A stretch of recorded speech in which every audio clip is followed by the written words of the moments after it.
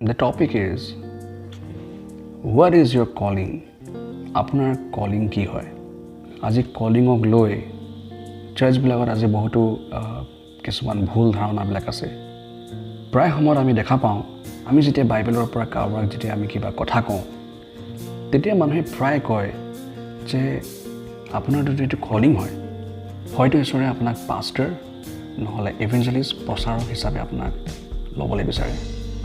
আৰু আপুনি যদি কয় মই বাইবেল স্কুল জইন কৰিবলৈ বিচাৰিছোঁ, বাইবেল স্কুল জইন কৰি মই ঈশ্বৰৰ বাক্য অলপ ভালকৈ অলপ অধ্যয়ন কৰিবলৈ বিচাৰিছোঁ, মই জানিবলৈ বিচাৰিছোঁ, তেতিয়া হয়তো মানুহে আপোনাক ক'ব যে এইটো আপোনাৰ কলিঙে হৈ চাগে, পাষ্টাৰ বা প্ৰচাৰক বনিবলৈ কাৰণে। ইয়াত কিছু কথা সত্য হ'লেও কিছুমান কথা মই ক'বলৈ বিচাৰিছোঁ যে কলিঙৰ সঠিক অৰ্থ এইটো নহয় মোৰ প্ৰিয়সকল। তেনেহ'লে কলিঙৰ অৰ্থ কি? কলিং কেৱল ঈশ্বৰৰ কাৰ্য কৰিবলৈহে নেকি? সাংসাৰিক ব্যৱসায়ৰ কাৰণে নহয়নে? যেনে doctors, engineers, advocates, cricketers, businessmen, musicians, scientist etcetera. এই কামবোৰ কোনো কলিং নাই নেকি? মই অনুৰোধ কৰিম আপোনালোকে এই ভিডিঅ'টো খুব ধ্যান দি যাতে চায়। কলিঙৰ বিষয়ে বুজাবলৈ হ'লে মই ইয়াত দুটা ষ্টেপত মই ভাগ কৰি দিছোঁ। কলিঙৰ প্ৰথম ভাগৰ অৰ্থ হৈছে যে ঈশ্বৰে সকলো মনুষ্যক তেওঁৰ একমাত্ৰ পুত্ৰ প্ৰভু যীশু খ্ৰীষ্টৰ কাষলৈ মাতি আছে উদ্ধাৰৰ অৰ্থে। আমি যদি পঢ়োঁ জন চেপ্টাৰ 6 ভাৰ্ছ 44, তাত লিখা আছে, মোক পঠোৱা পিতৃয়ে আকৰ্ষণ নকৰিলে কোনেও মোৰ ওচৰলৈ আহিব নোৱাৰে, আৰু শেষৰ দিনা মই তেওঁক তুলিম। ইয়াত কিছুমানে ক'ব পাৰে যে ঈশ্বৰে ইচ্ছা অনুসৰি যিসকল লোকক আগৰে পৰা বাছি ৰাখিছে বা বাছি থৈছে উদ্ধাৰৰ বাবে, কেৱল তেওঁলোককহে যীশুখ্ৰীষ্টৰ ওচৰলৈ নিয়া হ'ব বা মতা হ'ব, আৰু আন কাকো নহয়। কিন্তু ঈশ্বৰে বিচাৰে যেন সকলো মানৱ জাতি, সকলো মনুষ্য যাতে উদ্ধাৰৰ যাতে ভাগী হ'ব পাৰে, আৰু যিকোনে প্ৰভু যীশুখ্ৰীষ্টত বিশ্বাস কৰিব সেই সকলো ব্যক্তিয়ে, সেই সকলো মনুষ্যই উদ্ধাৰ পাব। যদি আমি চাওঁ যোহন 3:16 তাত কৈছে, কাৰণ ঈশ্বৰে জগতক ইমান প্ৰেম কৰিলে যে তেওঁ নিজৰ একমাত্ৰ পুত্ৰকে দান কৰিলে, যাতে যিকোনো তেওঁ বিশ্বাস কৰিব তেওঁ নষ্ট নহয় কিন্তু অনন্ত জীৱন পায়। হালেলুয়া। মানে ঈশ্বৰে সকলোকে যীশুখ্ৰীষ্টৰ ওচৰলৈ টানি আছে।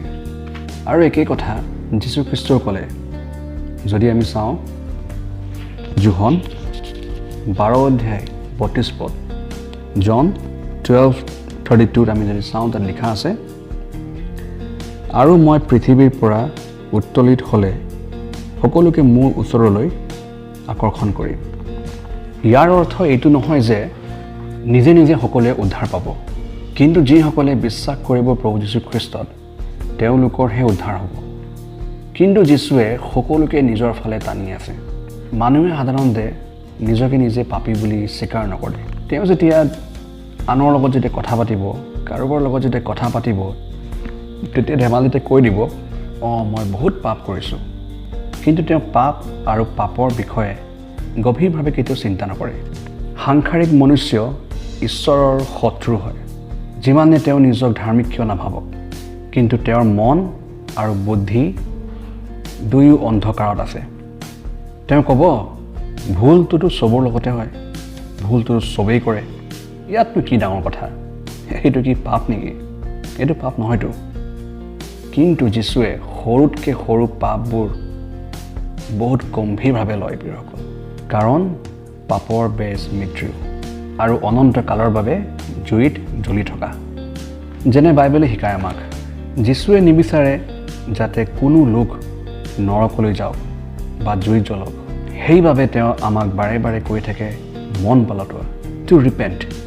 কিন্তু সাংসাৰিক মনুষ্যই যি শৰীৰত বসবাস কৰি আছে, অৰ্থাৎ ফ্লেছত থাকে, তাত আত্মিক বিষয়ৰ ক্ষমতা নাথাকে।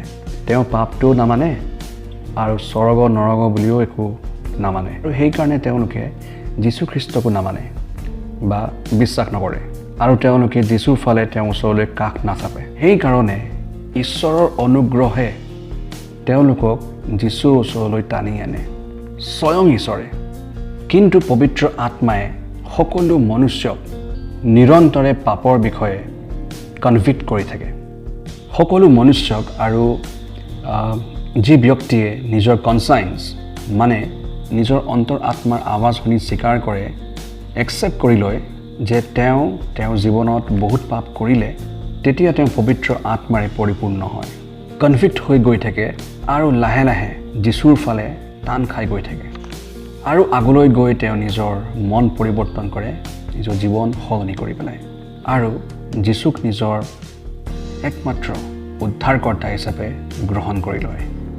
তেওঁ বুজি পাই যায় যে প্ৰভু যীশুখ্ৰীষ্টই তেওঁৰ সকলো পাপৰ ভাৰ তেওঁ ল'লে, সকলো ধৰণৰ কষ্টবিলাক ভুগিলে আৰু এইটো হৈছে কলিং, অৰ্থাৎ কলিঙৰ প্ৰথম ষ্টেপ। ইয়াক আমি জেনেৰেল কলিং বুলি আমি কওঁ, অৰ্থাৎ সামান্য কলিং। সকলো মনুষ্যৰ বাবে য'ত ঈশ্বৰে সকলোকে যীশুৰ ওচৰলৈ টানি আছে উদ্ধাৰৰ বাবে, এইটো হৈছে প্ৰথম ষ্টেপৰ কলিং। যেতিয়া আমাৰ উদ্ধাৰ হয় তেতিয়াই পবিত্ৰ আত্মা আমাৰ ভিতৰত স্থিতি লয়। তেতিয়া সেই পবিত্ৰ আত্মাই আমাৰ ভিতৰত আত্মিক বিষয়ৰ বাবে ইচ্ছা জন্মায়। পূৰ্বতে আমাৰ মন এই সাংসাৰিক কথাবোৰতহে আছিলে বা এই সাংসাৰিক কথাবোৰৰ পিছতহে আমাৰ মনবিলাক আছিলে, কিন্তু উদ্ধাৰৰ পাছত আমাৰ আত্মিক চকু খুলিব ধৰে। আমাৰ মন ঈশ্বৰ আৰু তেওঁৰ বাক্যৰ ফালে ঢাল খাব ধৰে। আত্মিক কথাবোৰ আমি বুজিব ধৰোঁ। প্ৰথম কৰিন্থীয়া 2:12-14 কৈছে, ঈশ্বৰে অনুগ্ৰহ কৰি আমাক যি দিলে সেইবোৰ জানিবলৈ আমি জগতৰ আত্মা নাপাই ঈশ্বৰৰ পৰা অহা আত্মা পালোঁ।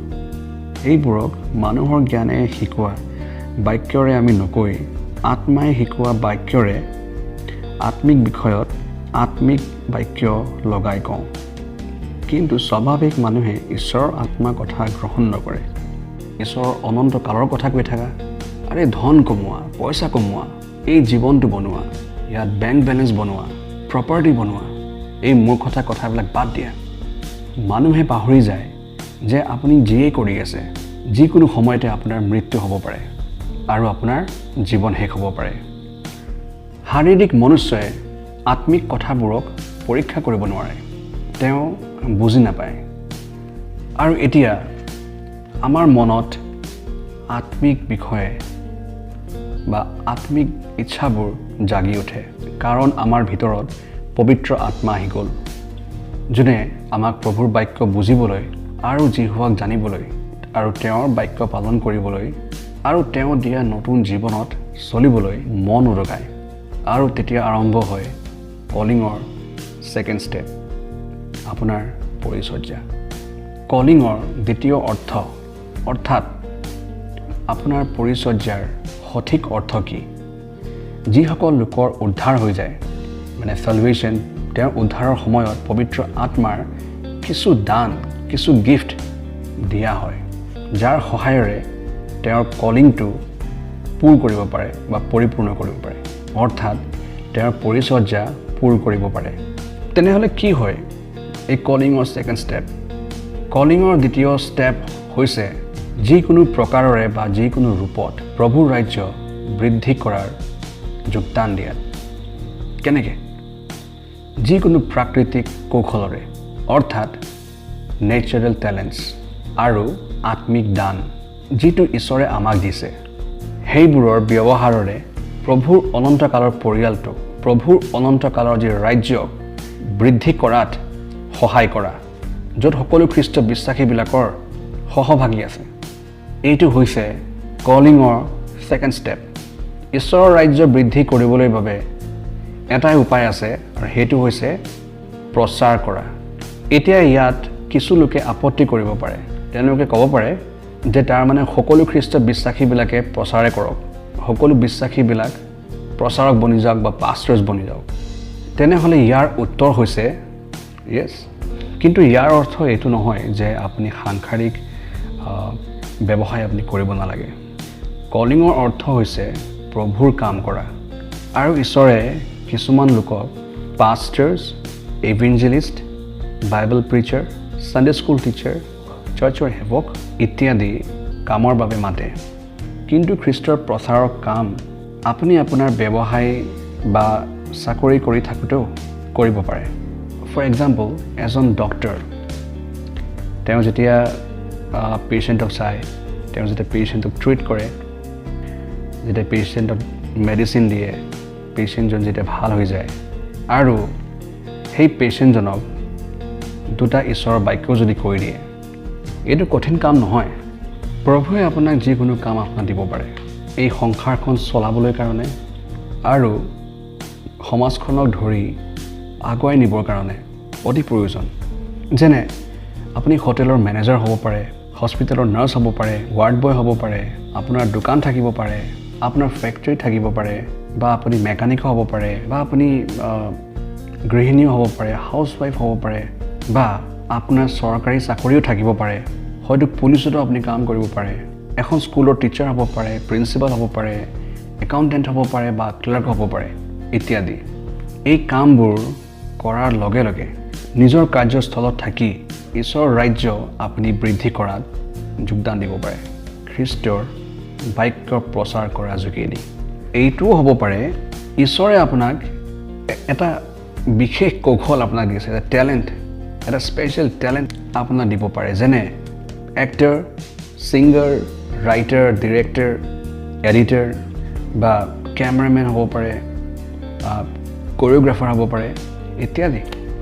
এই সকলো টেলেণ্ট আপুনি খুব শুদ্ধতাৰে কিছুমান শুদ্ধ প্ৰগ্ৰামবোৰত, যেনে educational, documentaries, news, animal programmes, children programmes ইত্যাদিবোৰত ব্যৱহাৰ কৰিব পাৰে নিজৰ ঘৰ চলাবলৈ আৰু লগতে ঈশ্বৰৰ কাৰ্য কৰিবলৈ। যেনে যীশুৰ গান গোৱা, গীত লিখা, বাইবেলৰ বিষয়ে মুভিজ বনোৱা, বাইবেলৰ সম্বন্ধিত পুস্তক লিখা ইত্যাদি। এইবোৰ আপুনি কৰিব পাৰে। ধ্যান ৰাখিব, মই কোনো হলিউড বা বলিউডৰ মুভিজৰ কথা মই কোৱা নাই, আৰু আজিকালি ধং নথকা টিভি প্ৰগ্ৰামছবিলাকৰ কথাও মই কোৱা নাই, য'ত হয়তো আপুনি অজস্ৰ পইচা আৰু নাম কমাব পাৰে, কিন্তু তাত বহুত পাপবোৰ হৈ থাকে যাৰ পৰা আপুনি বাচিব নোৱাৰে। কিন্তু আপোনাৰ টেলেণ্ট আপুনি চাফা ইউজ কৰিব পাৰে। আপুনি যদি প্ৰভুৰ ওচৰত যদি প্ৰাৰ্থনা কৰে, প্ৰভুৱে ৰাস্তা দিব আপোনাক। আমি এটা কথা মনত ৰাখিব লাগে যে যিকোনো কাম প্ৰভুৱে আমাক দিছে এই সংসাৰত জীয়াই থাকিবলৈ কাৰণে, যাৰ বাবে আপুনি আপোনাৰ পৰিয়ালৰ বাবে পইচা ঘটিব পাৰে, সেই কাম কৰাটো আৱশ্যকটো হয়, কিন্তু সেই কাম আপোনাৰ মৃত্যুৰ সময়ত শেষ হৈ যাব। এইটো আমি মনত ৰাখিব লাগিব প্ৰিয়সকল। কিন্তু আপোনাৰ সাংসাৰিক কামবোৰৰ লগে লগে যিটো কাম প্ৰভুৰ কাৰণে কৰিব, সেই কাৰ্যৰ প্ৰতিফল কেতিয়াও শেষ নহ'ব, কাৰণ সেই কাৰ্য অনন্তকালৰ লগত সম্বন্ধিত হৈ আছে। সেইকাৰণে যীশুৱে কয় যে নিজৰ সাংসাৰিক কাৰ্যতকৈও বেছি মোৰ কাৰ্যত লাগা। মানে সাংসাৰিক কাম কৰিবতো লাগে, কিন্তু ঈশ্বৰৰ কামবোৰত বেছি আমি ধ্যান দিব লাগে আৰু শুভবাৰ্তা প্ৰচাৰ কৰিব লাগে। আৰু এইটো কলিং প্ৰত্যেক বিশ্বাসীবিলাকৰ কাৰণে হয়, লাগিলে তেওঁ যিয়ে ব্যৱসায় নকৰক কিয়।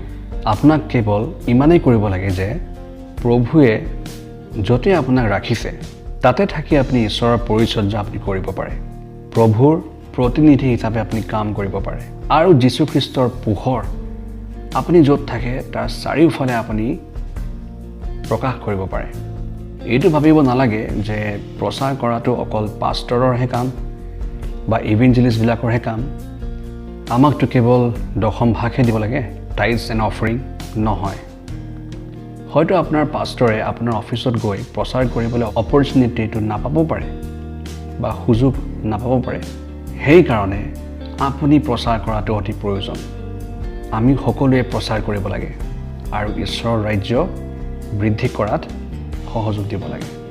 কেতিয়াবা এনেকুৱাও হয়, আজি আপুনি আপোনাৰ চাকৰি জীৱনৰ লগে লগে বাক্যটো বাঢ়ি বাঢ়ি গৈ আছে, কিন্তু পাছত ঈশ্বৰে আপোনাক এটা পাৰ্ট টাইম বা ফুল টাইম পাষ্টাৰ বা এভেঞ্জেলিষ্ট হিচাপে মাতি লয়। আপোনাৰ কলিঙত চেঞ্জেছো আহিব পাৰে, কিন্তু আপোনাৰ কলিং মৃত্যু পৰ্যন্ত শেষ নহয় কেতিয়াও।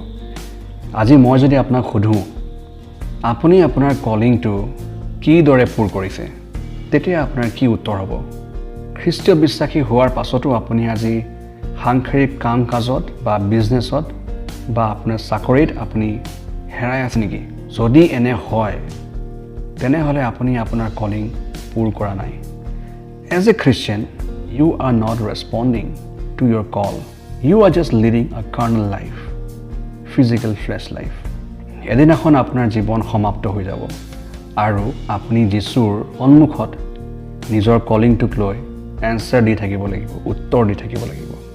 You will be accountable for your calling before Jesus.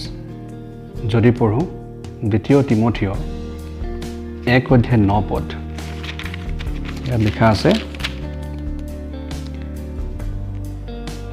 তেওঁৱেই আমাক পৰিত্ৰাণ কৰিলে আৰু পবিত্ৰ আমন্ত্ৰণেৰে আমন্ত্ৰণো কৰিলে। আমাৰ কৰ্মৰ দৰে নহয়, কিন্তু তেওঁৰ নিজ অভিপ্ৰায় আৰু অনুগ্ৰহৰ দৰেই তাক কৰিলে। সেই অনুগ্ৰহ অনাদিকালৰ পূৰ্বে খ্ৰীষ্ট যীশুত আমাক দিয়া আছিল। মানে এই যে আপোনাক কেৱল উপলব্ধ হৈ থাকিব লাগে, এভেইলেবল থাকিব লাগে। যেতিয়া প্ৰভুৱে মাতে তেওঁৰ কাৰ্যৰ কাৰণে বাকী সকলো তেওঁ কৰাব। কেতিয়াবা খ্ৰীষ্টীয় বিশ্বাসী ডক্টৰে ভাবে যে মই মানুহৰ ট্ৰিটমেণ্ট কৰিছোঁ, মই পেচেণ্টবিলাকক মই মেডিচিন দিছোঁ, তেওঁলোক সুস্থ হৈছে, এইটোৱেতো মোৰ কলিং হয়। ন', এইটো নহয়। এইটোতো বেলেগ ধৰ্মৰ ডক্টৰবিলাকেওতো কৰি আছে পইচা আৰু নাম কমাবলৈ।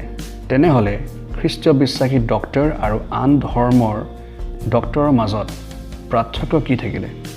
যদি আপুনি খ্ৰীষ্টীয় বিশ্বাসী হয় তাতে আপুনি ঈশ্বৰৰ পৰিচৰ্যা কৰিব পাৰে। কাৰোবাক ট্ৰেক বিলায়, কাৰোবাক বাইবেল গিফ্ট কৰি বা গস্পেল ছংছ আপোনালোকে শ্বেয়াৰ কৰি 2 পিতৰ 1:10 কৈছে, লিখা আছে, কিন্তু এতিয়া আমাৰ ত্ৰাণকৰ্তা খ্ৰীষ্ট যীশুৰ আবিৰ্ভাৱৰ দ্বাৰাই প্ৰকাশিত হ'ল। তেওঁ মৃত্যুক লুপ্ত কৰি শুভবাৰ্তাৰ দ্বাৰাই জীৱন আৰু অক্ষতাক পোহৰলৈ আনিলে। মানে নিজৰ কলিংটো প্ৰুফ কৰা। কেনেকৈ? ঈশ্বৰৰ ৰাজ্য বৃদ্ধি কৰিবলৈ যিটোৱে কাম আপোনাক দিয়া হৈছে বা যিটোৱে কাম আপোনাক দিয়ে তাক ধৈৰ্যৰে আৰু প্ৰেমেৰে আৰু মিলা প্ৰীতিৰে কৰক। এনেদৰে আপোনাৰ কলিঙৰ প্ৰুফ কৰাও হ'ব আৰু সেই কলিংটো আপোনাৰ পূৰ কৰাও হ'ব। এটা কথা মনত ৰাখিব প্ৰিয়সকল, ঈশ্বৰৰ কলিংটো পৰিপূৰ্ণ কৰিবলৈ সকলোতকৈ গুৰুত্বপূৰ্ণ হৈছে ঈশ্বৰৰ বাক্য গভীৰভাৱে অধ্যয়ন কৰাটো। ঈশ্বৰৰ বাক্যত নচলি কলিংটো কেতিয়াও বুজি নাপাব আৰু পৰিপূৰ্ণ কৰিব নোৱাৰিব। তেনেহ'লে আজি আমি কি শিকিলোঁ প্ৰিয়সকল? কলিঙৰ প্ৰথম ষ্টেপ হৈছে মনুষ্য জাতিৰ উদ্ধাৰ, মানৱ জাতিৰ উদ্ধাৰ খ্ৰীষ্টীয় বিশ্বাসী হৈ।